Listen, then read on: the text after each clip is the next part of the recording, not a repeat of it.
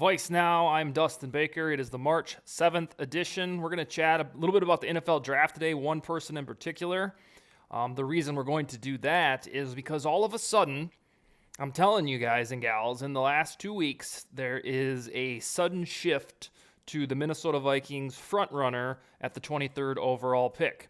I would safely say between the end of the regular season until about 2 weeks ago, cornerback Cam Smith was the guy that most people, if you had to pick one by a majority, linked to the Vikings, but that's done. It's not that Cam Smith turned bad or anything. It's just another guy became more delectable for, envisioning a Vikings relationship. And that human being is Deonte Banks from the University of Maryland.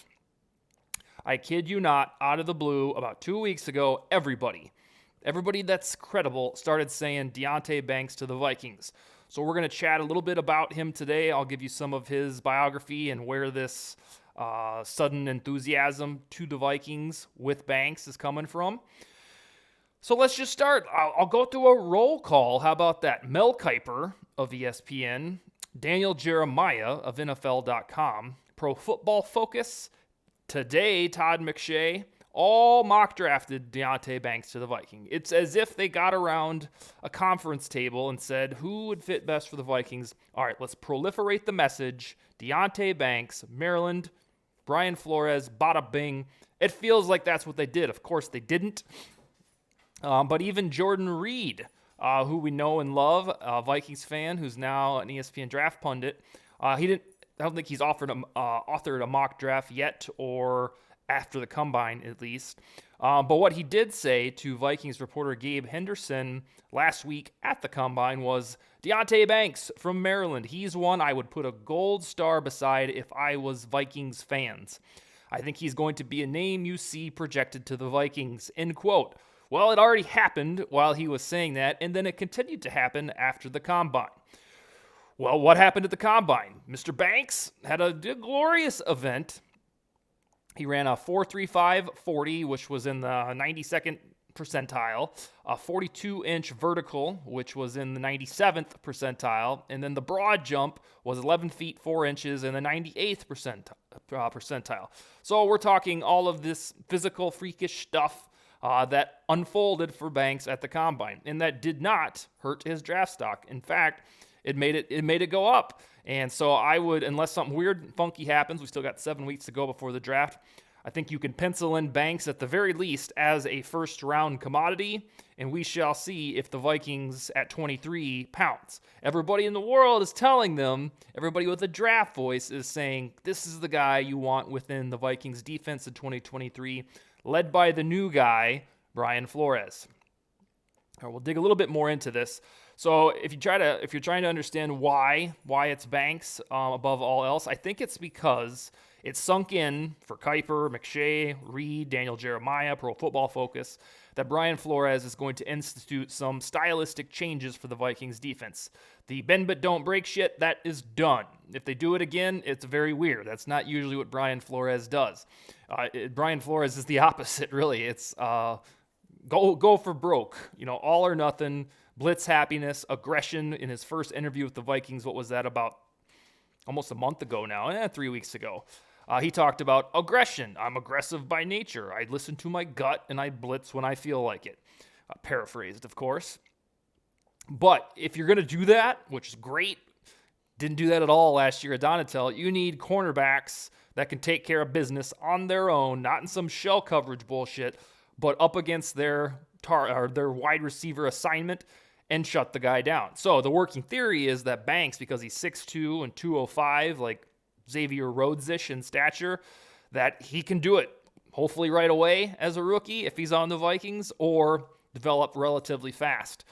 So if you're looking for the why is this guy all over the place all of a sudden? It's because I think everybody absorbed what the Brian Flores defense could possibly look like, and that's going to need physical corners that can shut down their man, and it's going to be the antithesis of last year where, we had the shell coverage, bend but don't break, hope for the best, get a couple turnovers, win the game.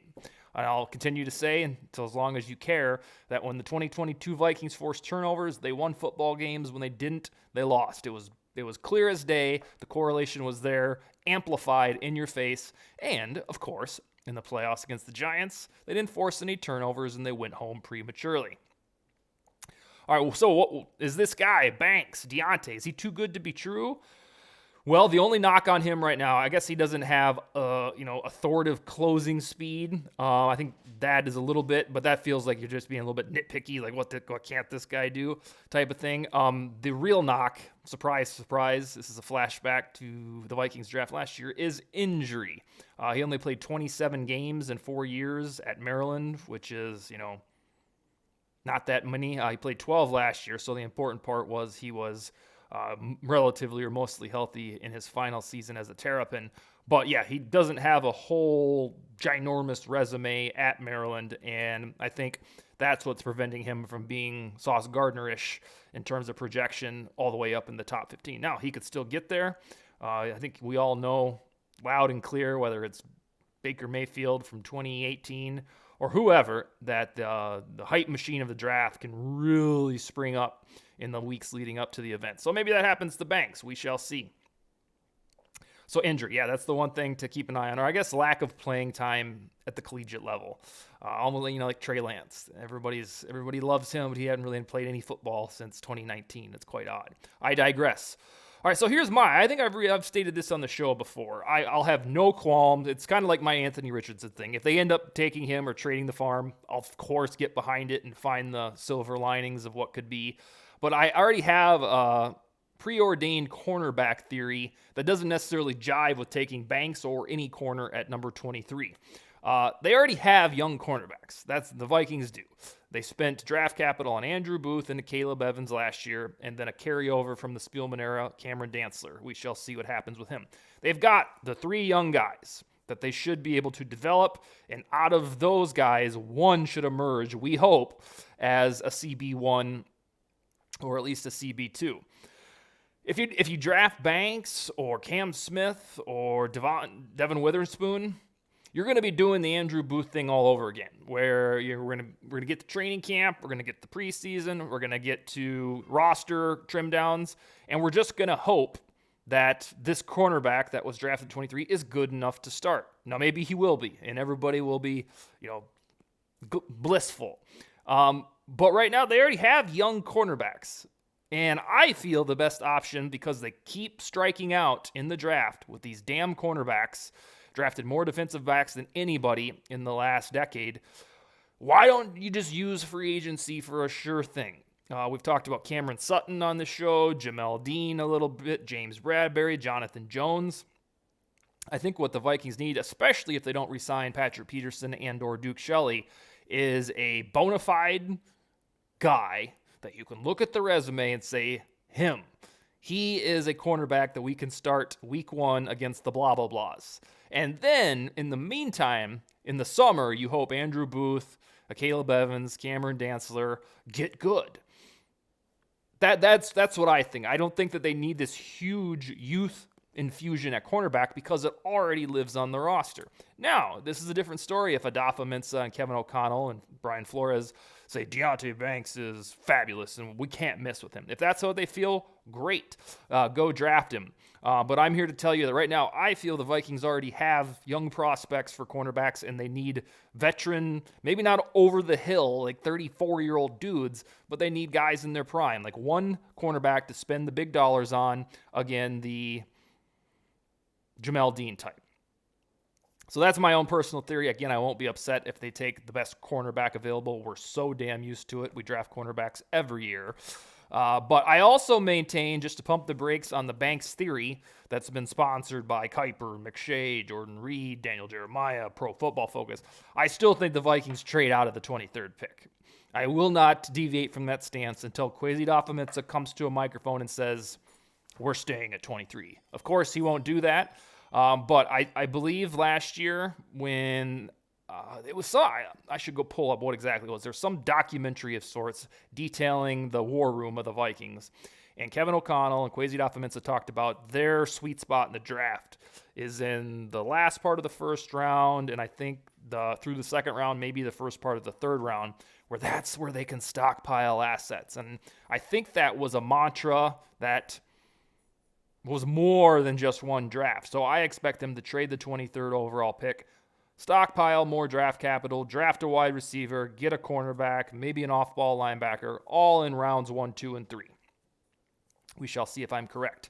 But the most noteworthy part of the mock draft cycle, if you will, is that it's no longer Cam Smith as the front runner who kind of nibbled at the title for 5 weeks. It is now Deonte Banks. I don't think anybody, reasonable Vikings fan, who knows that the defense has to improve and see what the limit can be for the 2023 Vikings with a good, decent, or elite defense, because last year they went 13-4 with a shitty defense.